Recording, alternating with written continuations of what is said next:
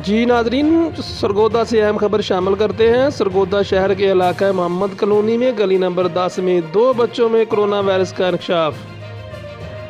तबलीगी जमात में जाने वाला मोहम्मद अशरफ नामी शख्स 3 रोज़ पहले वफात पा गया था। इलाका मकीनों की इतला पर मोहम्मद अशरफ की फैमिली के टेस्ट किए गए तो 2 बच्चों में कोरोना वायरस की तशखीस हो गई। इंतज़ामिया की हिदायत पर गली की तकरीबन 100 से ज़्यादा घरों को क्वारंटीना कर दिया गया। इंतज़ामिया ने गली बंद करके पुलिस की भारी नफरी तैनात कर दी।